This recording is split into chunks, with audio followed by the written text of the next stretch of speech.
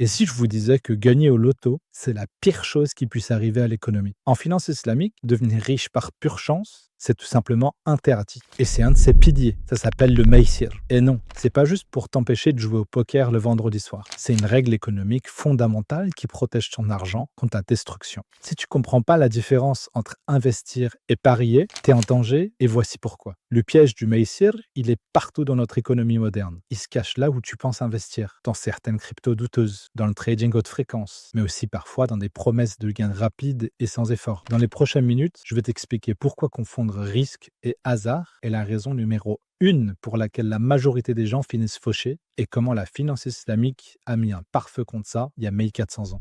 Le maïsir, littéralement le jeu de hasard, c'est l'interdiction de toute transaction où le gain dépend principalement de la chance plutôt que de l'effort ou de la création de valeur réelle. Mais attention, c'est beaucoup plus subtil qu'il paraît. Le mot arabe maïsir vient de la racine yusr, ya, sin, ra, qui signifie facilité. Inna ma'al usri yusra. Donc, le maïsir, à la base, c'est le gain facile. Mais ça, c'est la définition linguistique. En finance islamique, c'est toute activité où on gagne au détriment de quelqu'un sans création de valeur réelle. Si on prend un exemple concret, admettons qu'on veuille investir en bourse. En finance conventionnelle, il n'y a pas de problème. On achète nos actions et on espère que ça monte. Mais en finance islamique, on va analyser l'entreprise différemment. Est-ce qu'elle produit quelque chose de tangible? Est-ce que son modèle repose sur la spéculation pure ou sur une vraie activité économique? Quand on regarde nos systèmes financiers modernes, combien d'activités reposent sur cette même logique? Combien de produits financiers se résument à juste parier sur le futur? Des dérivés ultra spéculatifs, des produits à effet de levier, des marchés où on possède même pas l'actif qu'on achète.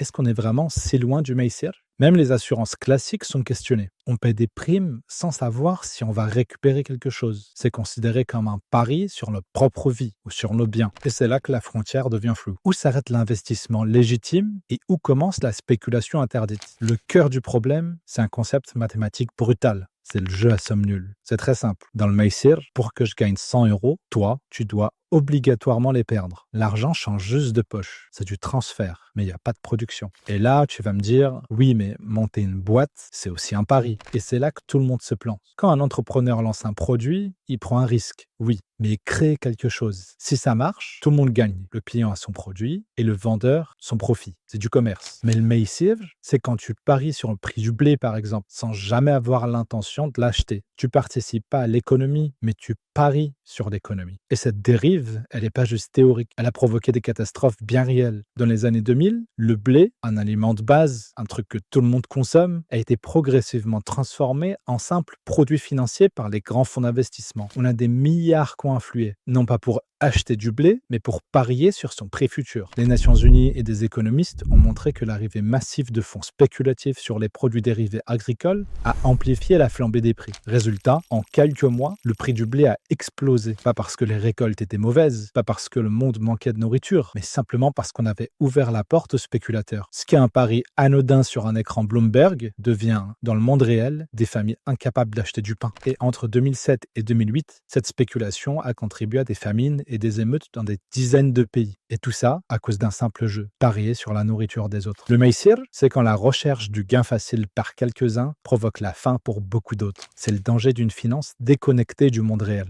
Tu cherches le gain facile. Tu regardes plus la valeur du projet, mais juste la courbe, en espérant qu'un idiot plus gros que toi achète plus cher. Le casino, c'est du maïsir. Les paris sportifs, du maïsir. Mais ça va plus loin. Quand tu achètes une crypto ou une action juste en espérant qu'elle fasse x10 sans rien savoir du projet derrière, bah devine quoi? Tu fais pas du business, tu joues à la roulette russe avec ton épargne. Et le système classique, il adore ça. Il te vend du rêve, de l'argent facile, déconnecté de la réalité. Mais la finance islamique, elle tranche la gorge à cette illusion. Elle nous force à faire face à une vérité que le système moderne veut cacher. L'argent doit être le reflet d'un travail, d'un service ou d'un actif réel et doit sentir la sueur de l'entrepreneur, pas l'odeur du tapis vert du casino. Mais alors, quel est le but de cette interdiction radicale? La révélation, elle est là. C'est pas une règle morale, mais c'est une règle de survie économique. Le maïsir, il est interdit pour une raison puissante. On bâtit pas une société sur la chance, mais on la bâtit sur la création de valeur. En retirant le hasard de l'équation, elle force tout le monde, banquiers, investisseurs et citoyens à miser que sur ce qui construit le monde. On peut plus gagner gros en étant juste un parasite. Et c'est ça la leçon à retenir du Maïsir. La finance islamique, elle cherche pas à empêcher de faire de l'argent, mais elle cherche à empêcher de le faire sans valeur ajoutée. Elle nous donne une boussole simple pour naviguer dans un monde financier chaotique. Est-ce que notre placement y contribue à quelque chose de réel ou il dépend uniquement du pur hasard pour exister? À partir d'aujourd'hui, tu connais la différence entre un entrepreneur et un joueur. Alors, la prochaine fois que tu veux placer ton argent, pose-toi cette question. Est-ce que je suis en train de construire quelque chose ou est-ce que je suis juste en train de parier?